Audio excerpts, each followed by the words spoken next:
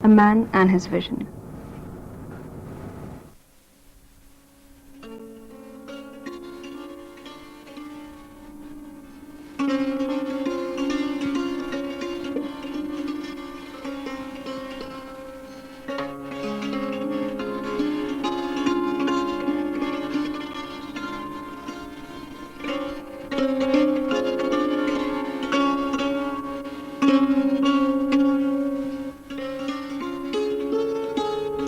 शैलराजो महारण्ये तपस्वी शरणं परम् शङ्करश्वसुरो नाम्ना हिमवानिति विश्रुतः महाप्रस्रवणोपेतो बहुकन्वरमूर्धरः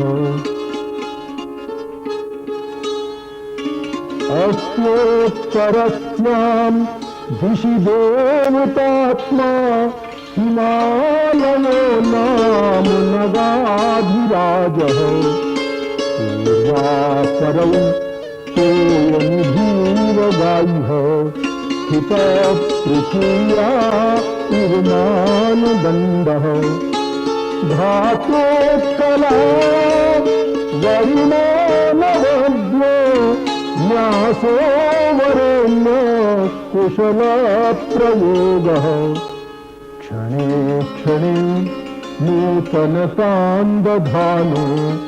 हिमालयोऽसौ जवतान्नदेशः आमेखलं संचरताङ्घनानां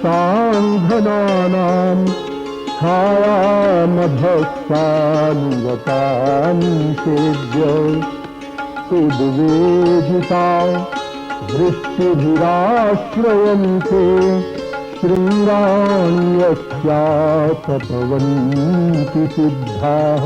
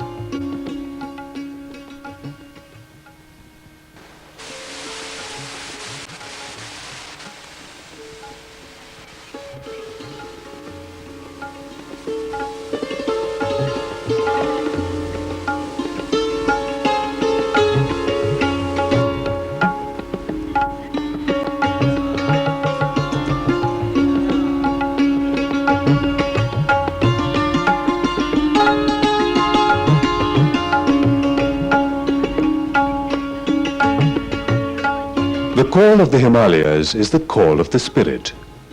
There is something in the very atmosphere here that thrills.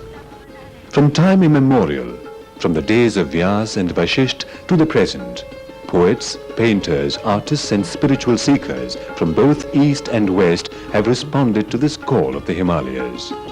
Numerous spiritual seekers have sought shelter in the solitude of these mountains. One such was Swami Sivananda. Who was Shivananda? Gurudev Swami Sivananda Maharaj was a great lover of mankind. He was a great friend of humanity. And he was a great Desha-premi and a premi of Bharatiya Sanskriti. So his main message to modern mankind today in this disturbed 20th century was the message of our ancient darshan, that which said, man, essentially you are divine. You are not merely a human earth creature. You have got within you potential for wonderful divinity, qualities full of mercy and kindness and purity and knowledge and parobakar bhav and wisdom, satyam, jnanam, anandam, brahma. And therefore, life is a rare chance given to you in order to awaken this hidden and slumbering divinity within you and make your life a glorious, resplendent manifestation of this inner hidden divine higher self of yours. He used to say, Thou art divine, live up to it, feel and realize thy divine nature. Thou art the master of your destiny.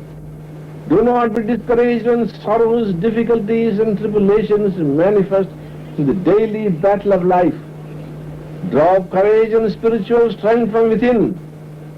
There is a vast inexhaustible magazine of power and knowledge within. Learn the ways to tap the source. Dive deep within, sink down, plunge in the sacred waters of immortality. The holy Triveni within. You will be quite refreshed, renovated and vivified when you go to the divine source and realize, I am the immortal self or Atman. Hey Soumya, dear immortal self, be bold, be cheerful, though you are down and out, though you have nothing to eat, though you are clad in rags. The essential nature is such Dhan, existence absolute, knowledge absolute and bliss absolute. This outer cloak, this mortal physical sheath, is an illusory Mayaik production. Smile, whistle, laugh, jump, dance in joy and ecstasy. Sing Om Om Om, Ram Ram Ram, Sham Sham Sham, Shivoham Shivoham Shivoham, Soham Soham Soham. Come out of this cage of flesh. Thou art not this perishable body. Thou art the immortal self of Atman. Thou art sexless Atman. Thou art the son of king of kings, an emperor of emperors, Brahma the punishes the Atman who dwells in the chambers of your heart, Hridaya Guha. Act as such, feel as such, claim your birthright now from this very second. Feel as such, recognize, realize, not for tomorrow or the day after, but right now from this very second. Tattvamasi, thou art that one, Naranjan, thou art immortal self or Atman.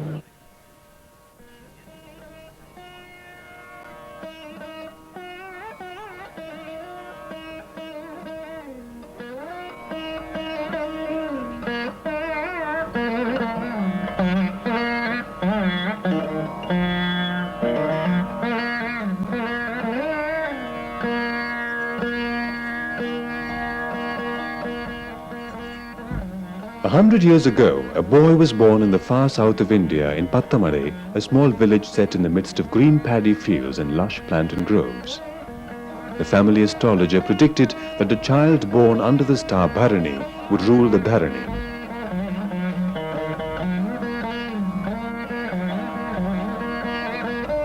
The family in which the child was born traced its lineage to Appaya Dikshitar, the famous saint scholar of the 16th century.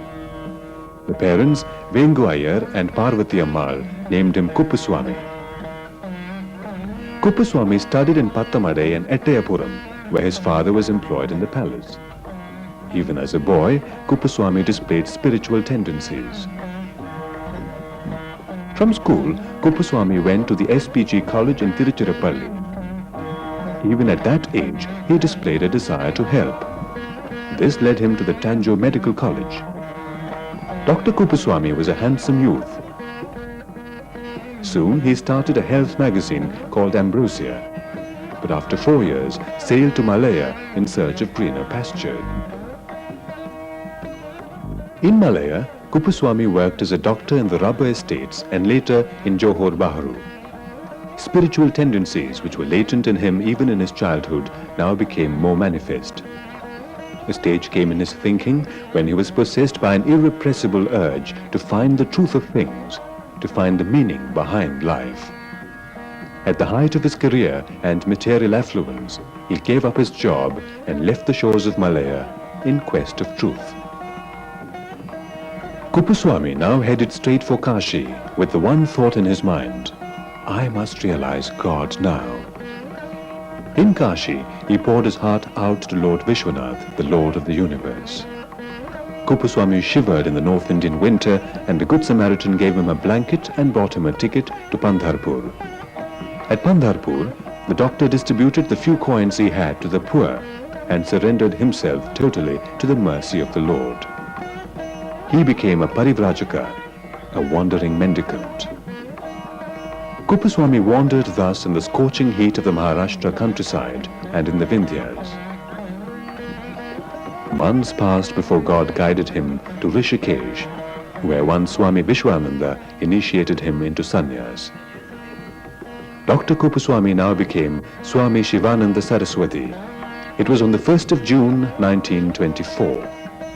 Kuppuswami was 36 then. He had taken the spiritual plunge, never to look back again.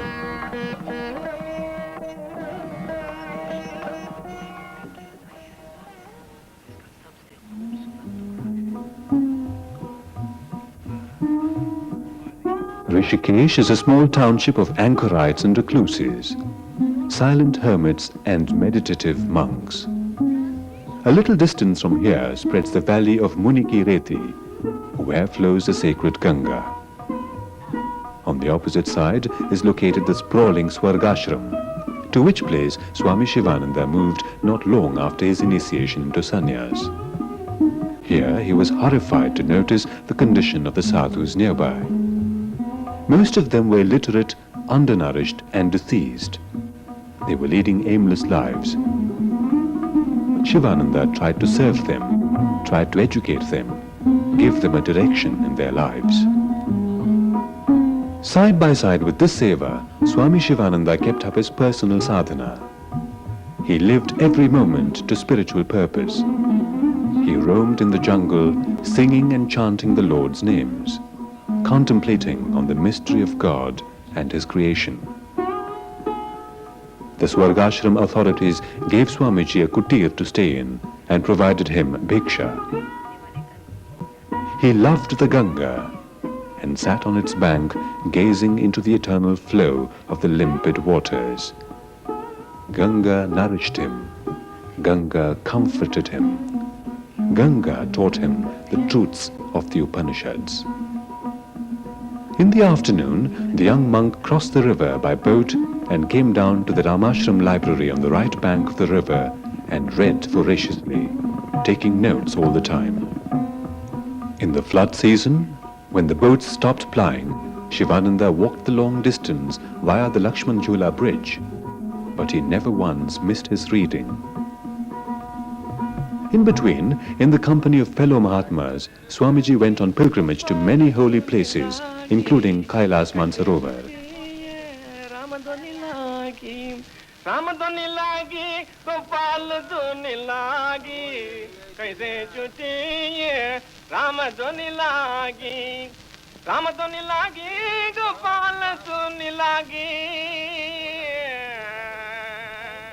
I love the Ganga and the Himalayas.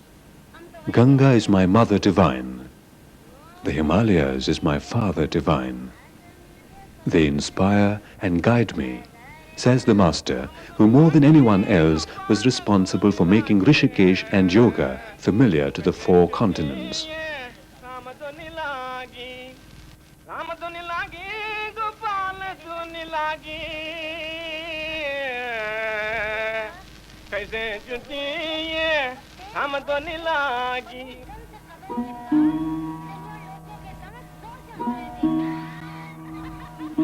In those meditations, Swamiji churned his own soul. Experiences were many. And one day, someday, thought expired into experience, and truth became manifest.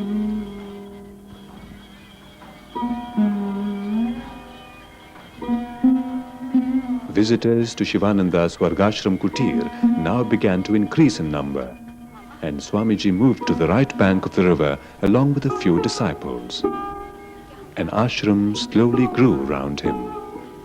To give it shape and to serve the public in a more methodical manner, Swami Sivananda founded the Divine Life Society in 1936. Today, half a century later, the society has branches almost all over the world, spreading Swami Sivananda's gospel of selfless service and cosmic love. Throughout the 30s, Shivananda toured various places in India, spreading Kirtan Bhakti, giving spiritual discourses and training people in Yogasana and Pranayama. he sang and danced his way into the hearts of millions of bhaktas. He organized Sankirtan Sammelans, Akhanda Kirtan, Lorry Kirtan, Boat Kirtan, Kirtan on elephant back. Swamiji's contribution to the revival of the Sankirtan movement in India was phenomenal.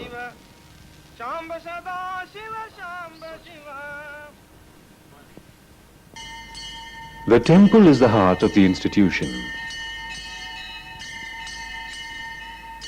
The presiding deity here is Lord Vishwanath. The beautiful Shiva Lingam seems to proclaim that God is one. Right behind is Murali Manohar, exquisitely carved in black stone. Krishna was Shivananda's Ishta Devata.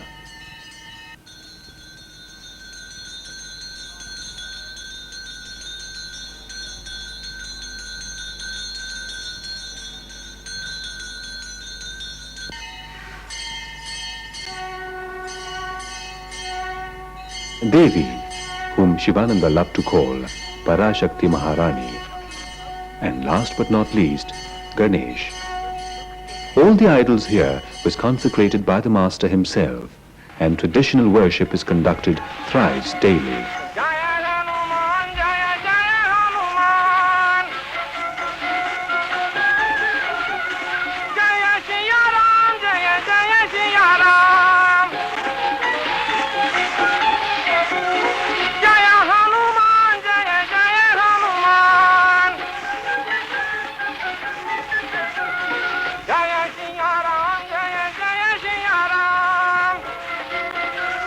The well-stocked library is one of the service wings of the Divine Life Society.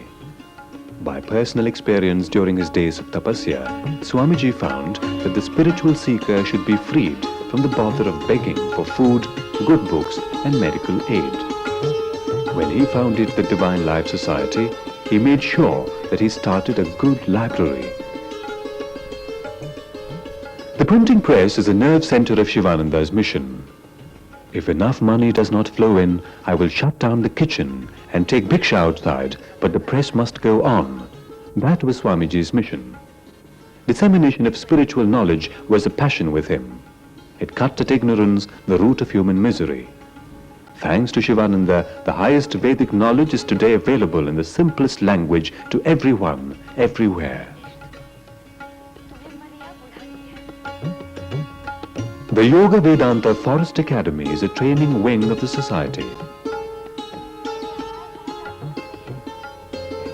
Regular classes are held here and training is given the theory and practice of Yoga and Vedanta. Both resident monks and visiting professors conduct the classes, and emphasis is laid on the integrated development of body, mind and soul.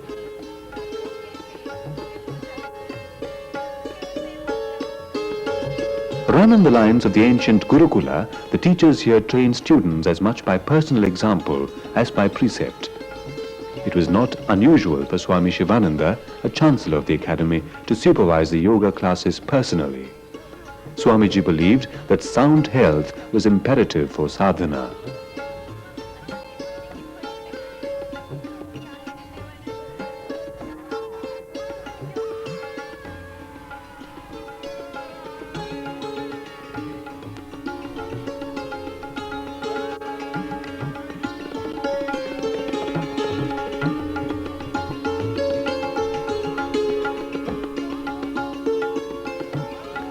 The Shivananda Charitable Hospital, started as a dispensary in a humble way by Swamiji, has expanded over the years.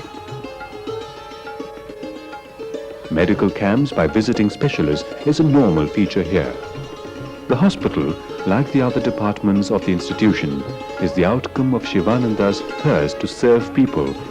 Manned by qualified doctors, headed by Dr. Devaki Kuti, it is a boon to the entire neighborhood.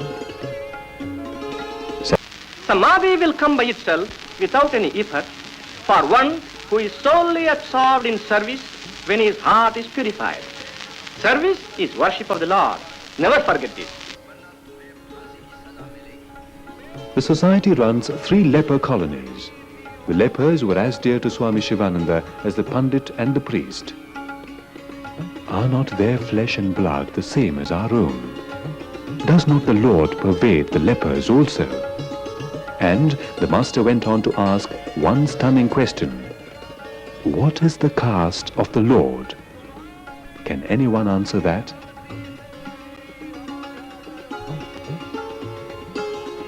In the dining hall or Annakshetra, hundreds of resident inmates, visitors, sadhus and the poor are fed thrice a day round the year. Swamiji advises spiritual aspirants to plunge into selfless service.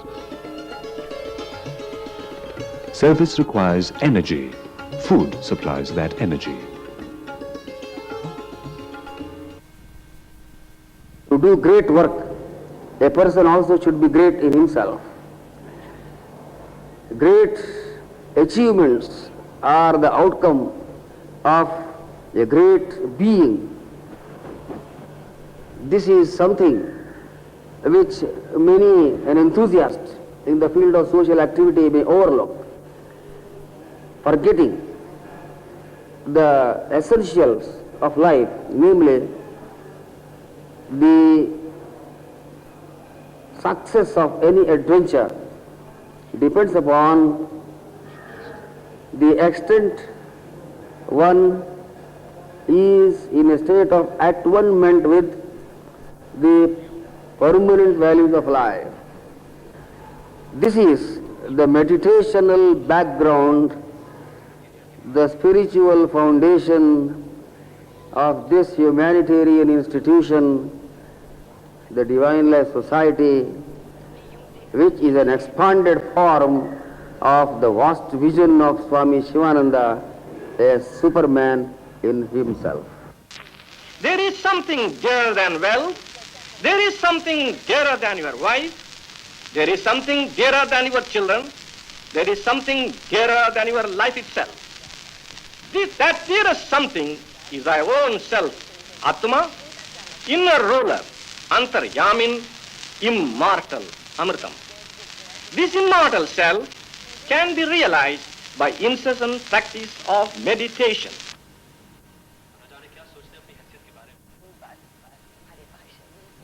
In 1950, Swami Shivananda set out on a 2-month tour of India and Ceylon to preach and teach, to serve and love, to console, comfort and cheer, to bring new hope into the lives of millions. In his own words, he bathed and bathed again in the ocean of the multitude's devotion to the Lord. Shivananda's special interest in the younger generation made him visit 8 universities and 25 other educational institutions during his brief tour of 2 months. Here is the small kutir where lived Swami Sivananda for well nigh 30 years. Here is Swamiji's writing desk. He wrote religiously at a fixed time every day. Swamiji's coat, clothes,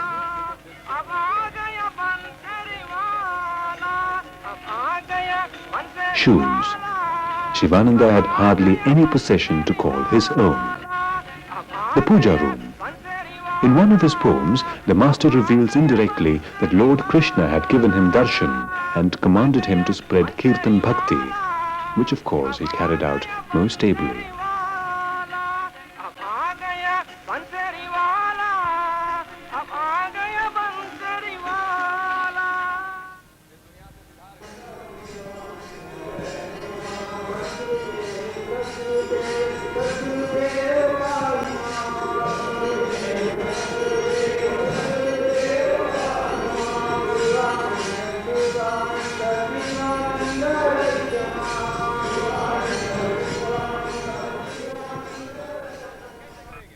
Swami Shivananda merged with the cosmic in 1963. The holy Samadhi shrine is where his mortal frame is interred. The place is spiritually vibrant and is holy beyond compare. It serves as a focal point for the devotees to concentrate upon.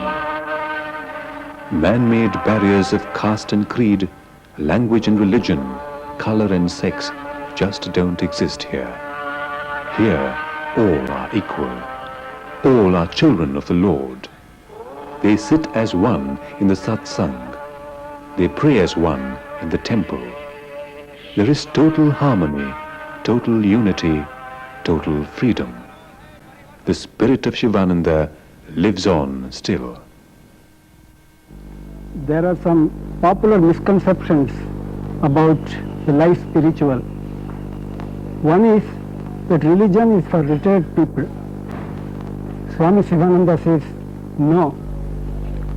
Youth is the period for yoga abhyas. He stresses physical fitness. He says the body is the chariot of the soul. Keep it strong and healthy and do the maximum service to the world. Service is worship. Some people say, we are householders. What can we do? Wrong again. Divine life is as much for the man with wife and children as for the sannyasi.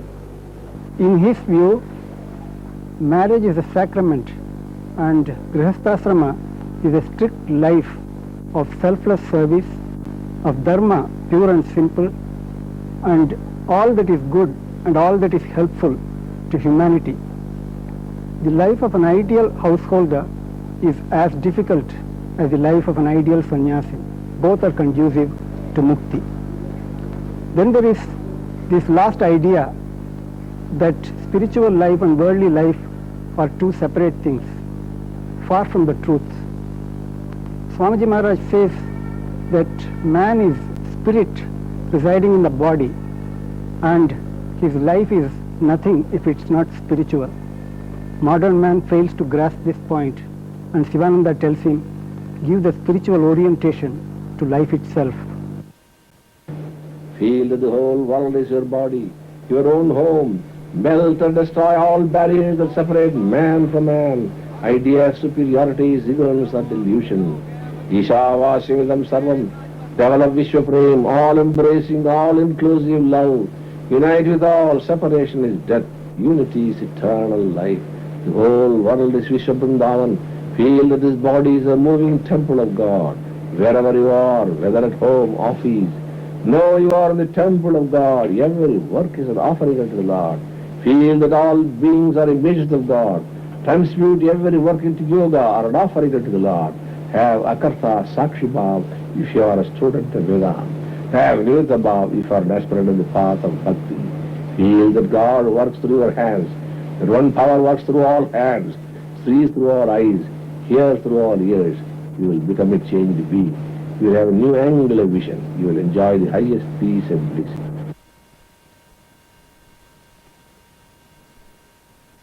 If there is any one impact, one indelible impression, which my nearly 20 years of constant close association with him has left in my heart regarding Swami Sivananda Maharaj, my beloved Guru, it is that I saw in him, in the entire range of my life and its experience, I saw in him an individual who was absolutely devoid of the least vestige or trace of selfishness.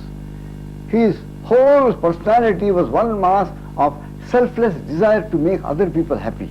Day and night, with every breath, with every action, every moment of his life, he lived only for one thing. He was always thinking how I can make others happy, how I can make people get happiness, go beyond sorrow, find their own happiness, and in what way, as long as I live, every day I can fill the day with such actions that can benefit humanity around me. He lived for, he had not the least sense of selfishness. He never had the wildest, even the wildest dreams. He never could think, what can I have or what can I get? His one idea was, what can I do? What can I bring to people? What can I do to make people happy? That is something very extraordinary, rare I have seen in him. And that is something which will live with me as long as I am alive.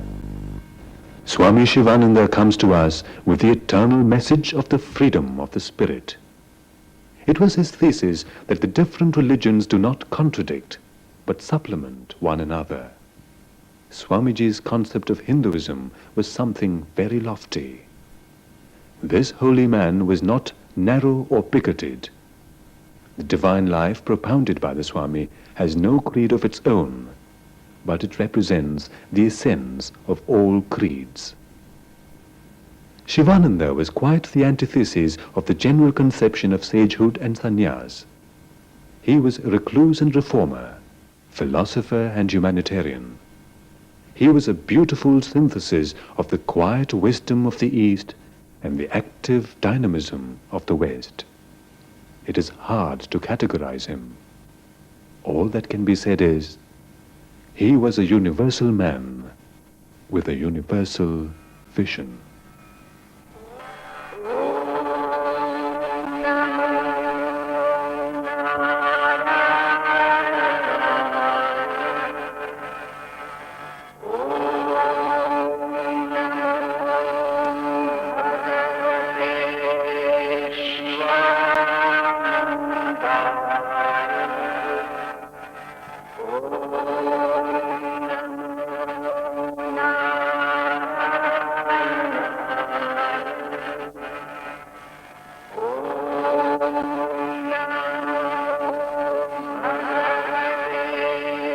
Shivananda.